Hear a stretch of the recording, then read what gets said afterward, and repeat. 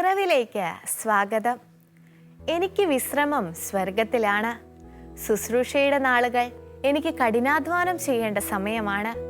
ഒരു നിമിഷം പോലും വൃഥാ കളയാതിരിക്കാൻ ഞാൻ ശ്രമിക്കുന്നു. വിശുദ്ധ ത്രാസീലിയായുടെ ഈ വാക്കുകൾ ശ്രവിച്ചുകൊണ്ട് നമുക്ക് നിറവ് ആരംഭിക്കാം. ഷാജി തോമാപുരം ആലപിക്കുന്ന ഗാനമാണ് ആദ്യം.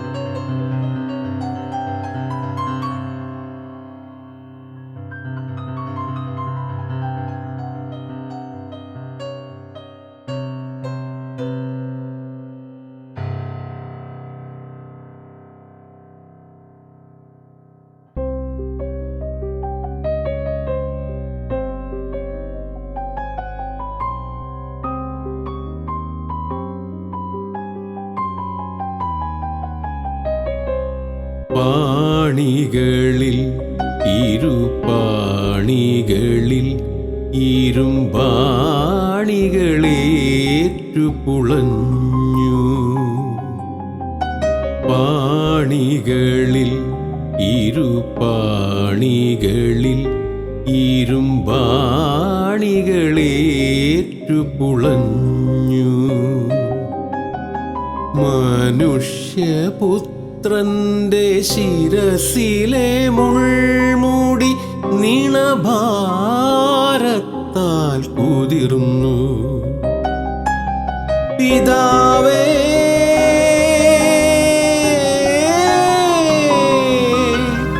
ഇവരോടു ക്ഷമിക്കണമേ. ഇത് കാൽവരി ഗാഗുൽത്തായിലെ യാഗബലി.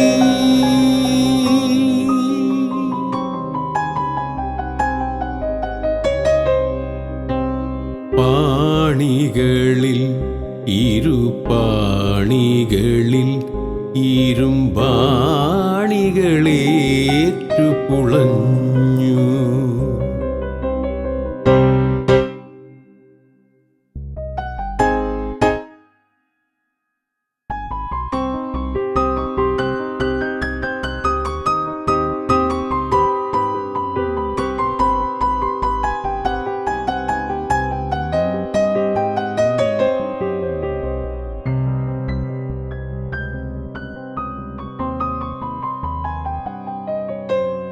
മറിയം ക്രൂശിൻ ചോട്ടിൽ നിന്ന മകനെ നോക്കിയെരിഞ്ഞു. മറിയം ക്രൂശിൻ ചോട്ടിൽ നിന്ന മകനെ നോക്കിയെരിഞ്ഞു. ഇരുതലവാളാ ഹൃദയം കീറി ഇരുതായി ചീന്തിയെറിഞ്ഞു. മകനേ, മകനേ, ഇത് യാഗബലി.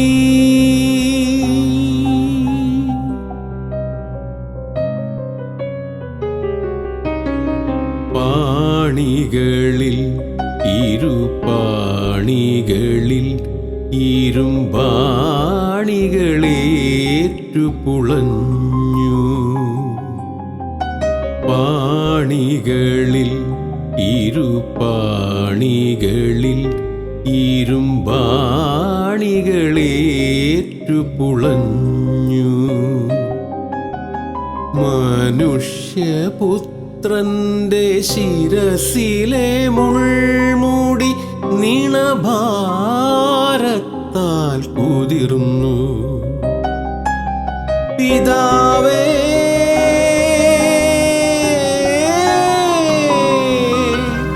ഇവരോടു ക്ഷമിക്കണമേ. ഇത് കാൽവരി കാൽവരി ഗാഗുൽത്തായിലെ യാഗബലി.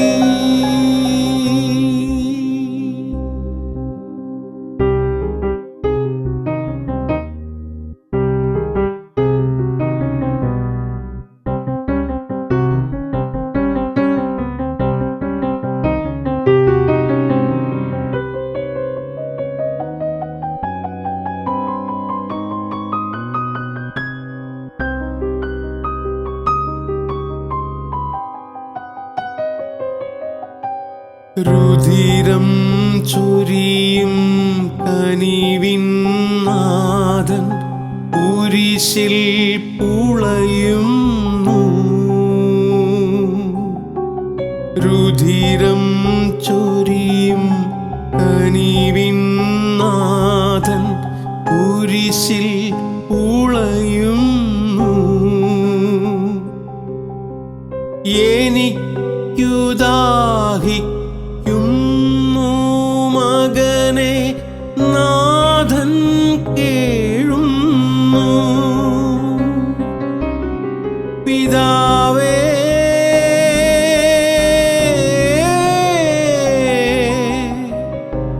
എന്തിനു വേണ്ടി ഉപേക്ഷിച്ചു?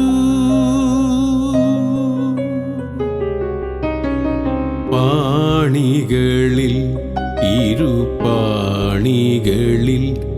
ഇരുമ്പാണികളേറ്റു പുളഞ്ഞു. പാണികളിൽ ഇരുപാണികളിൽ ഇരുമ്പാണികളേറ്റു പുളഞ്ഞു.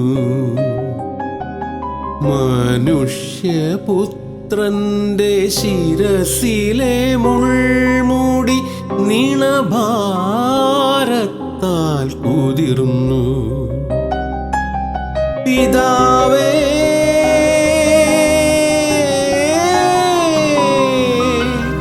ഇവരോടു ക്ഷമിക്കണമേ.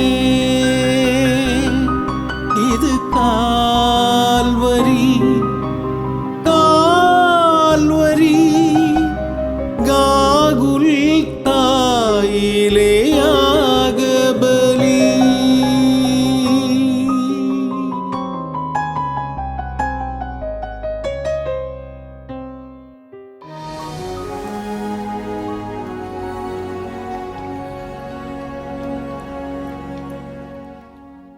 നിങ്ങൾ വിവാഹം കഴിക്കാൻ പോവുകയാണോ? എങ്കിൽ ബ്രദർ സിജു ആലഞ്ചേരി സംസാരിക്കുന്നത് നിങ്ങളോടാണ്. കാണാം തോട്ട്സ് ഫോർ ലൈഫ്.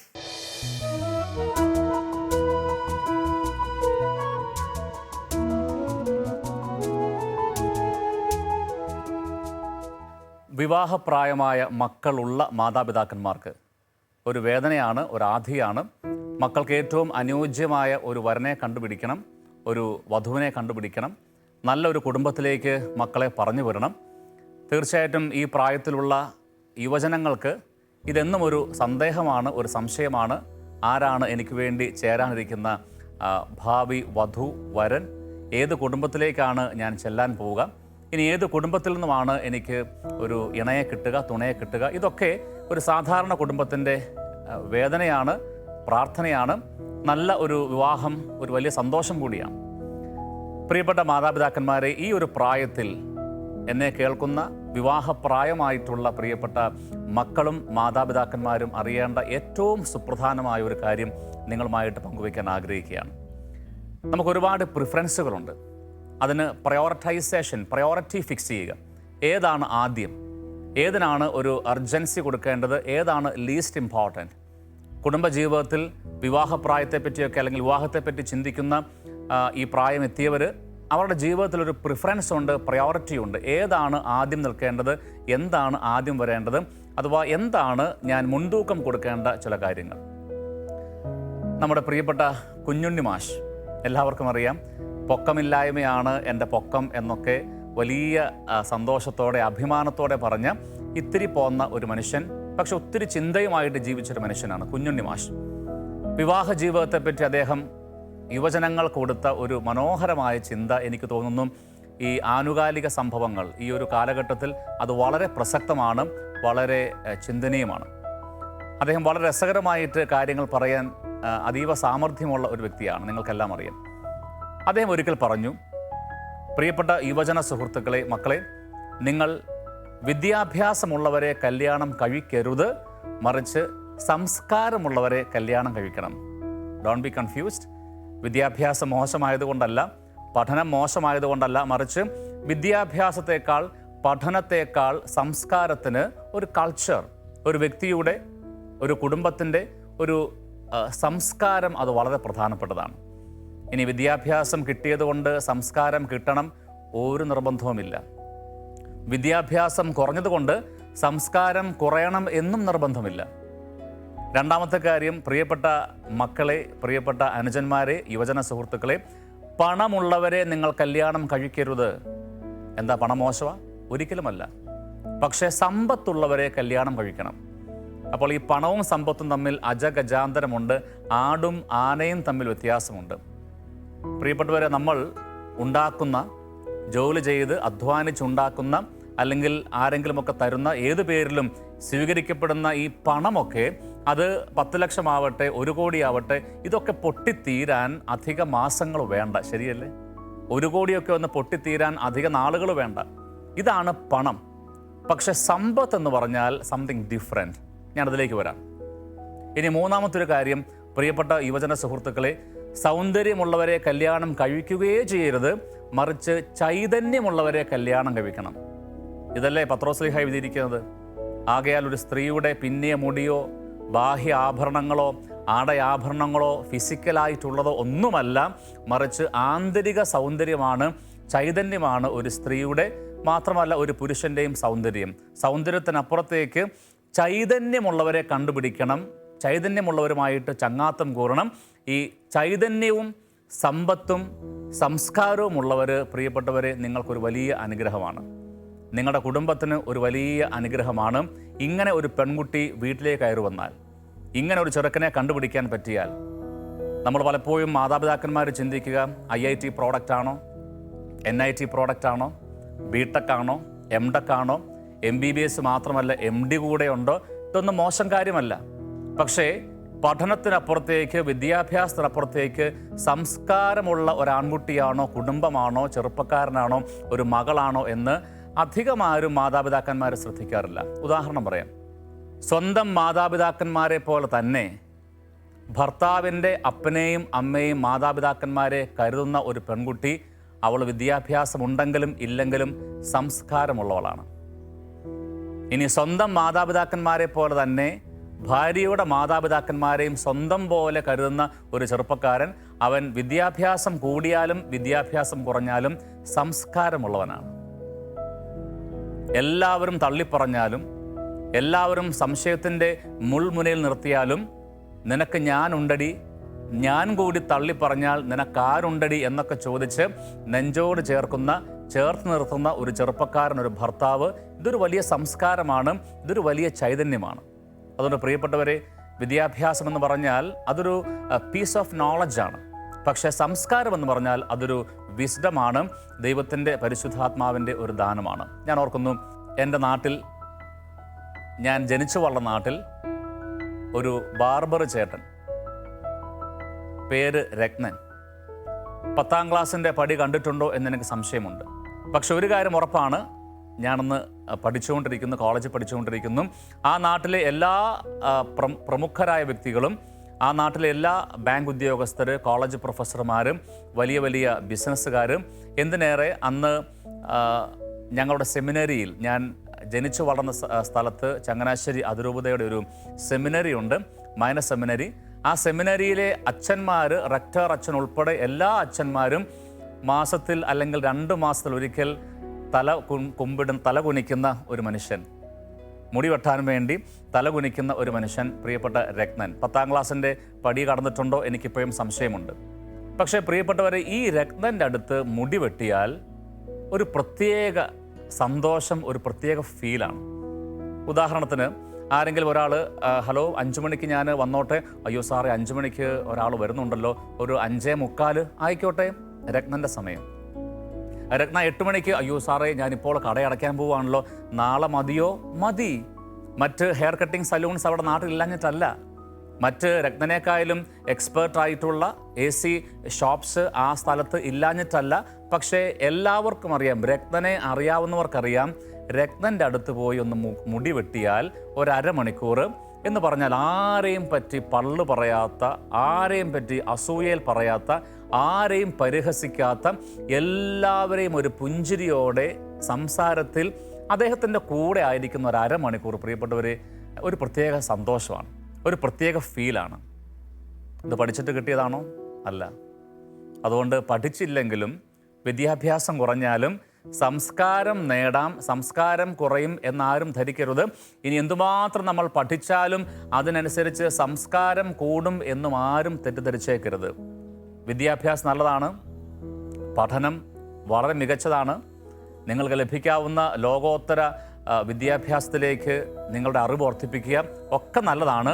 പക്ഷേ വിദ്യാഭ്യാസം മാത്രം അല്ല കുടുംബജീവിതത്തിൻ്റെ അളവുകോൽ എന്ന് മനസ്സിലാക്കണം. ക്വാളിഫിക്കേഷൻസ് അല്ല, മറിച്ച് ക്വാളിറ്റീസ് ആണ് നമ്മുടെ മക്കൾക്ക്, ചെറുക്കന് പെണ്ണിന് കിട്ടാവുന്ന, അവർക്ക് കിട്ടാവുന്ന ഇണയുടെയും തുണയുടെയും ഏറ്റവും വലിയ ആ ഒരു അസറ്റ്, ആ സമ്പത്ത് എന്ന് പറഞ്ഞാൽ, നേട്ടമെന്ന് പറഞ്ഞാൽ അവരുടെ ചില ക്വാളിഫിക്കേഷൻസ് അല്ല, മറിച്ച് ക്വാളിറ്റീസാണ്.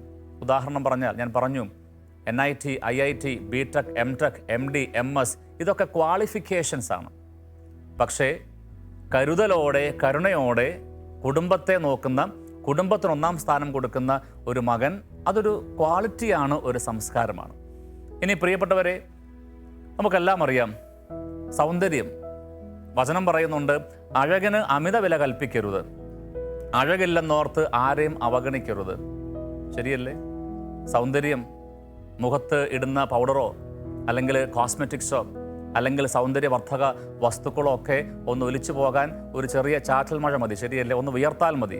പക്ഷെ ആന്തരിക മനുഷ്യൻ്റെ ചൈതന്യം പ്രിയപ്പെട്ടവരെ എത്ര വിയർത്താലും, എത്ര കാറ്റത്തും, എത്ര മഴയത്തും മാറിപ്പോകില്ല. ശരിയല്ലേ? ഒരിക്കൽ പോലും പൗഡർ ഇടാത്ത നമ്മുടെ പ്രിയപ്പെട്ട അമ്മ എന്ത് സുന്ദരിയായിരുന്നല്ലേ? ഒരിക്കൽ പോലും മുഖത്ത് ഒരു കോസ്മെറ്റിക്, ഒരു അനാവശ്യമായ പൗഡറോ മറ്റൊന്നും, സൗന്ദര്യവർദ്ധക വസ്തുക്കൾ ഒരിക്കൽ പോലും ഉപയോഗിക്കാത്ത പ്രിയപ്പെട്ട അമ്മ, പഴയ കാലത്തുള്ള ആൾക്കാർ. ശരിയല്ലേ? വീട്ടിലിപ്പോഴുമുള്ള നമ്മുടെ വല്യമ്മച്ചി, നമ്മുടെ സ്വന്തം അമ്മ, എന്തൊരു സുന്ദരിയാണ് ആ മുഖത്ത്, എന്തൊരു സൗന്ദര്യമാണ്.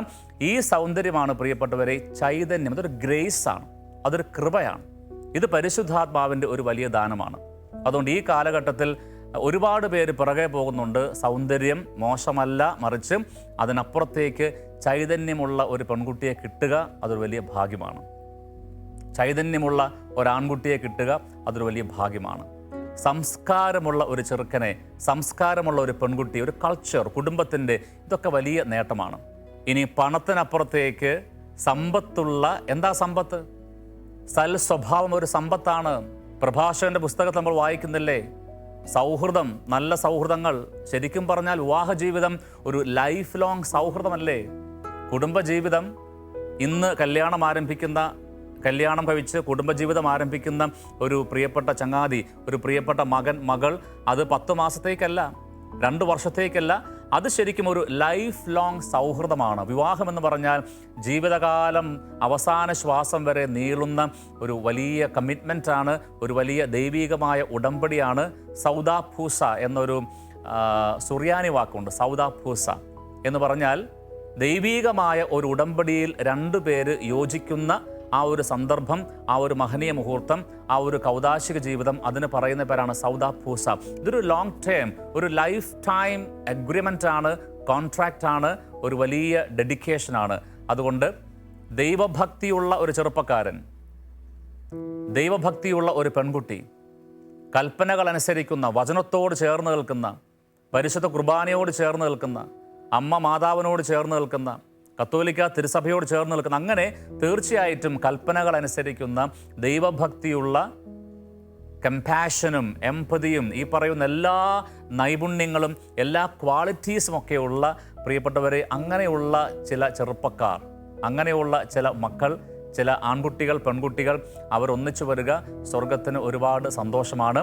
അതിന് പ്രിഫറൻസ് കൊടുക്കുക എന്നുള്ളതായിരിക്കണം മാതാപിതാക്കന്മാരുടെ ഈ കാലഘട്ടത്തിലെ ഏറ്റവും വലിയ ഒരു പ്രയോറിറ്റൈസേഷൻ. ഇന്ന് പലപ്പോഴും കുടുംബജീവിതം പെട്ടെന്നാണ് ഒരു ചീട്ടുകൊട്ടാരം പോലെ തകർന്നടിയുന്ന ഒരുപാട് കേസുകൾ, ബ്രോക്കൺനെസ്, ഡിവോഴ്സ്, ഒരുപാട് ബന്ധങ്ങളിലെ പരാജയങ്ങൾ.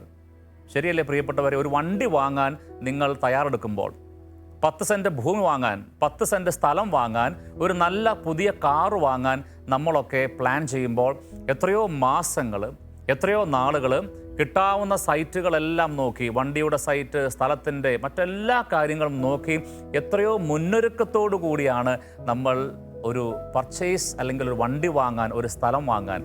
പക്ഷേ കല്യാണക്കാര്യത്തിൽ മാത്രം, വിവാഹത്തിൻ്റെ കാര്യത്തിൽ മാത്രം ഇന്ന് കണ്ടു 2 ദിവസം മാത്രമേ ചെറുക്കന് അവധിയുള്ളൂ, 10 ദിവസം മാത്രമേ കഷ്ടിച്ച് പെങ്കൊച്ചിന് അവധിയുള്ളൂ.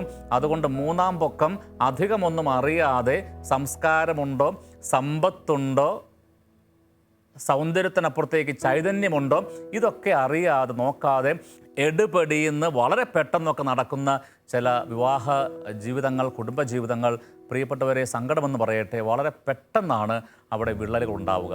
അതുകൊണ്ട് കുടുംബജീവിതം, ഫാമിലി ഈസ് ഗോഡ്സ് ഡിസൈൻ. ദൈവത്തിൻ്റെ ഏറ്റവും മനോഹരമായ ഡിസൈനാണ്, രൂപകൽപ്പനയാണ് family. And family is God's desire.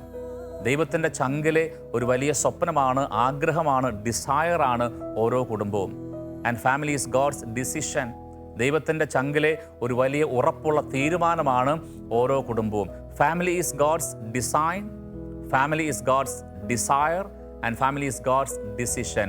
ഈ കുടുംബത്തിൽ നമുക്ക് വേണ്ടത് സൗന്ദര്യത്തിനപ്പുറത്തേക്ക് ചൈതന്യവും, പണത്തിനപ്പുറത്തേക്ക് സമ്പത്തും, വിദ്യാഭ്യാസത്തിനപ്പുറത്തേക്ക് സംസ്കാരവുമാണ്.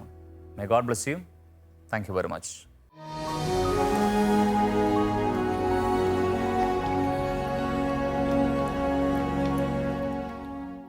ദ ക്ലൂ എന്ന വീഡിയോയുമായി നിഷ ചേച്ചി റെഡിയാണ്. കാണാം പോസിറ്റീവ് വൈബ്സ്.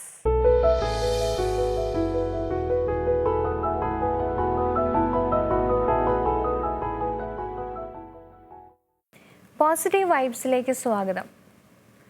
എന്നും ഒരുപോലെ ഇരിക്കുന്ന ദിവസങ്ങളും ഒരു പുതുമയുമില്ലാത്ത പ്രവൃത്തികളുമാണെങ്കിൽ ജീവിതം എങ്ങനെയായിരിക്കും?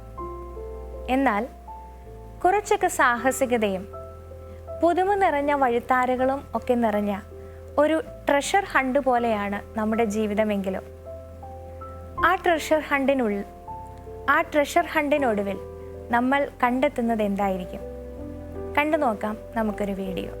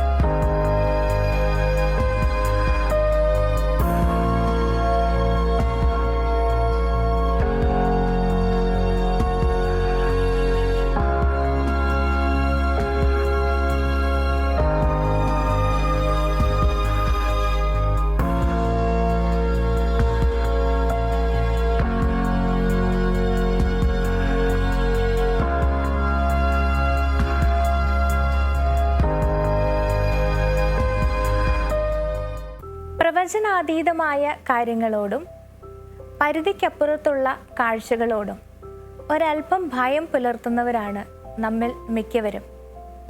പ്രവചിക്കാൻ കഴിയാത്തവയും നിയന്ത്രണത്തിന് വിധേയമല്ലാത്തവയുമൊന്നും സുരക്ഷിതമല്ല എന്നൊരു ചിന്ത നമ്മുടെ ഉള്ളിൽ ഉള്ളതുകൊണ്ടാണ്, അനിശ്ചിതത്വങ്ങളോടുള്ള ഭയം കൊണ്ടാണ് എല്ലാ കാര്യങ്ങളും ജീവിതത്തിൽ നമ്മുടെ നിയന്ത്രണത്തിലായിരിക്കണം എന്നും നമ്മുടെ വിധേയത്വത്തിലായിരിക്കണമെന്നും ആഗ്രഹിക്കുന്നതും അതിനുവേണ്ടി നമ്മൾ പരിശ്രമിക്കുന്നതും. എന്നാൽ ഈ പരിശ്രമങ്ങളെയൊക്കെ ചിലപ്പോൾ ദൈവം പൊട്ടിച്ചെറിയാറുണ്ട്. നമ്മൾ പ്രതീക്ഷിക്കാത്ത, ഒരിക്കലും മുൻകൂട്ടി കാണാൻ കഴിയാത്ത വഴികളിലൂടെ, സാഹസികതയിലൂടെ സഞ്ചരിക്കേണ്ടി വരുന്ന അവസരങ്ങൾ നമ്മുടെ മുൻപിൽ ഉണ്ടാവാറുണ്ട്. ചിലപ്പോഴൊക്കെ അത് നമ്മൾ അറിഞ്ഞുകൊണ്ട് സ്വീകരിക്കുന്നതാവാം, ചിലപ്പോൾ അതിലേക്ക് നമ്മൾ അറിയാതെ എത്തിച്ചേരുന്നതാകാം. ലക്ഷ്യം എവിടെ, പ്രതിഫലം എന്ത് എന്നൊന്നും അറിയാൻ കഴിയാത്ത, പ്രവചിക്കാൻ കഴിയാത്ത ഇത്തരം യാത്രകളെ ഒരു ട്രഷർ ഹണ്ട് പോലെ അങ്ങ് കണ്ടാലോ, ജീവിതം വളരെ ത്രില്ലിംഗ് ആയിരിക്കും. വഴിയോര കാഴ്ചകൾ നമുക്കേറെ ഉന്മേഷം പകരും. അനുഭവങ്ങളുടെ നിധിശേഖരം നമുക്ക് കൈവരും. ഒടുവിൽ നമ്മൾ കണ്ടെത്തുന്നത് നമ്മെ തന്നെയായിരിക്കും. നമ്മുടെ ഉള്ളിൽ ദൈവം നിക്ഷേപിച്ചിട്ടുള്ള നന്മകളും കഴിവുകളും സൗന്ദര്യവും ഒക്കെ കണ്ടെത്തുന്ന ഒരു നിമിഷത്തിലേക്കാണ് ഇത്തരത്തിലുള്ള യാത്രകൾ നമ്മെ എത്തിക്കാറ്. അതുകൊണ്ട് സ്വയം കണ്ടെത്തുന്നതിന്, നമ്മളിലെ നിധി കണ്ടെത്തുന്നതിന് ഇത്തരം ചില യാത്രകൾ ജീവിതത്തിൽ ആവശ്യമാണ്.